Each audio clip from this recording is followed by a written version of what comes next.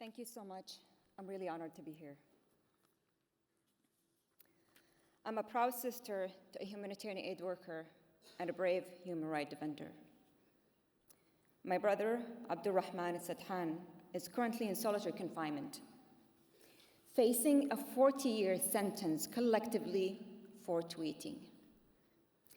This is just how repressive Saudi Arabia's government has become since MBS, the Crown Prince Mohammed bin Salman, came to power, and it's only getting worse. I was born in the United States to a wonderful Saudi family.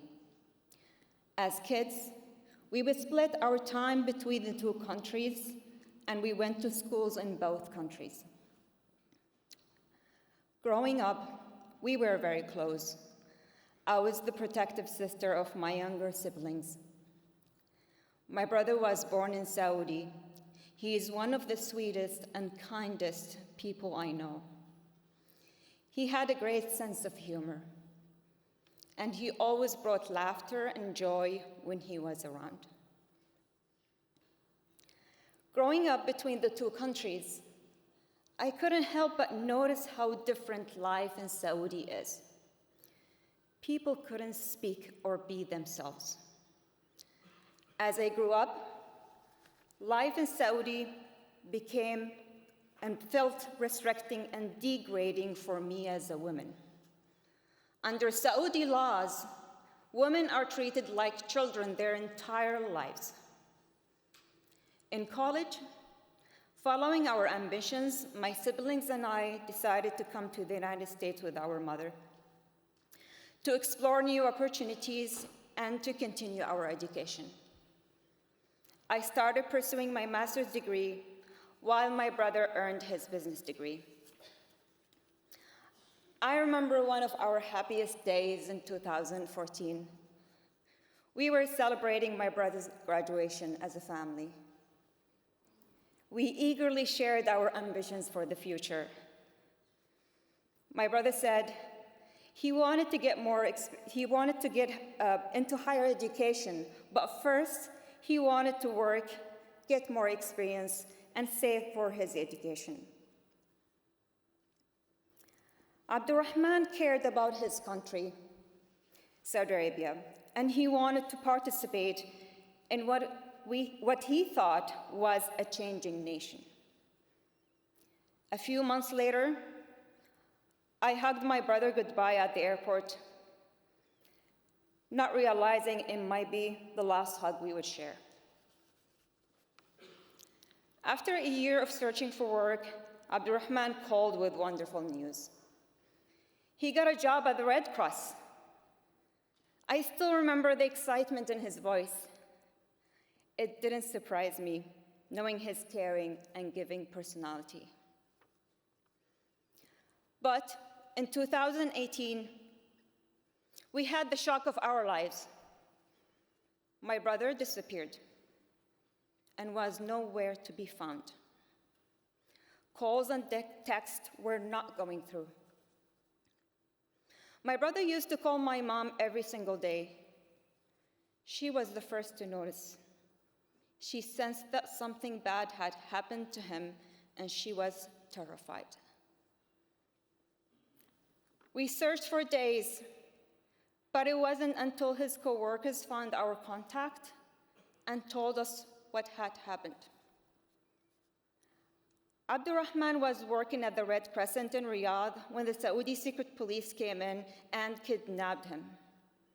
They took his phone and car away without showing a warrant and escorted him to an unknown location. For a month, the Saudi state security denied any knowledge of my brother's disappearance.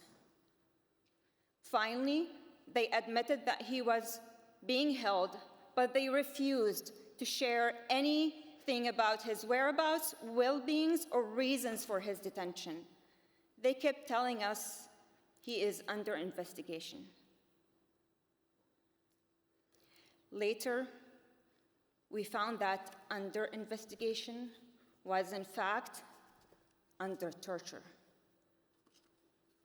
Inside a secret prison, he was brutally tortured with electric shocks and beating, just to name a few. They deliberately broke his hand and smashed his fingers, saying, "Is this the hand you tweet with?"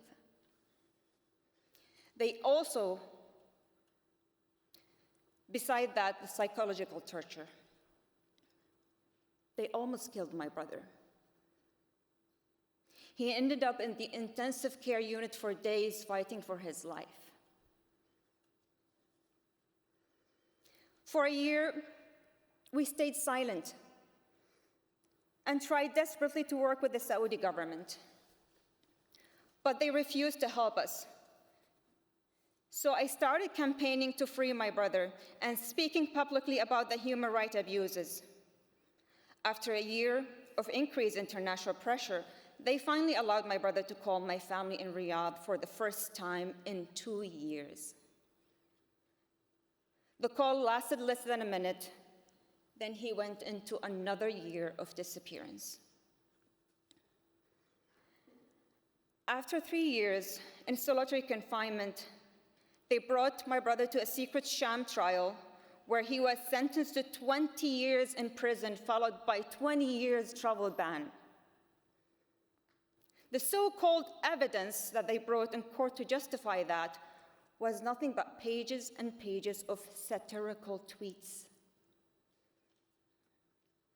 all because it was critical of the oppressive Saudi regime.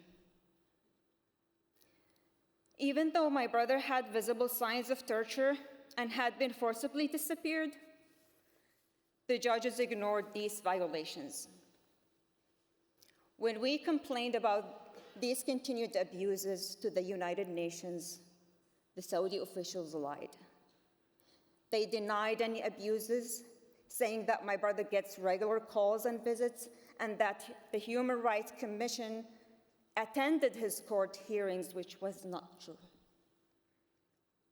We heard from other victims' families that the Saudi Human Rights Commission visits the victims, in fact, not to report on the abuses or help them, but to threaten them and force them to sign a pledge to never speak about the abuses again. Since Abdulrahman's last court hearing on October 5th from last year, our family hasn't heard from him even once. All our requests for calls or visits keep getting denied by Saudi officials. He's not even allowed to speak with his legal representative.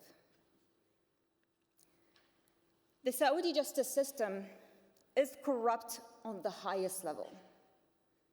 There is no real rule of law, no transparency, and no respect for the Constitution. It is used to imprison journalists and peaceful activists, while actual criminals are protected and freed by the same system. Jamal Khashoggi's killers, Saud al-Qahtani, and the rest of the hit squad are now living in fancy villas in Riyadh. Today, MBS's regime control everything inside the kingdom. The media, the courts, and even the human rights organizations that should be working to protect the people. They even went so far as to hack international companies like Twitter and plant spies inside them to identify activists behind anonymous accounts so they could imprison and torture them. In the past, there was a small window for free speech. Today, the bar is so low that they will arrest, disappear, and torture anyone for a tweet.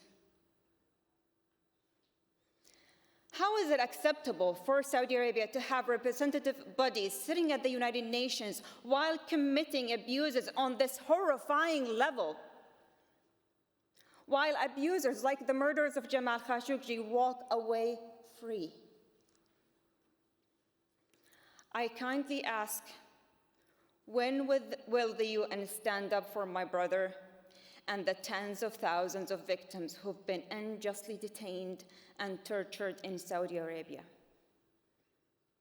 The United Nations and international human rights organizations must be allowed into the kingdom to check on my brother's condition and all the other cases. Without a monitoring mechanism in place, abusers like MBS will continue human rights abuses with impunity. For years since I started speaking up, I've been receiving threats from Saudi agents online who want to silence my voice. Those threats are real, but we cannot stay silent. My brother and thousands of other victims are suffering, and they are counting on our voices. Will the UN hear us? Finally, I would like to kindly ask you to sign a petition to free Sadhan at change.org/freesadhan. Thank you.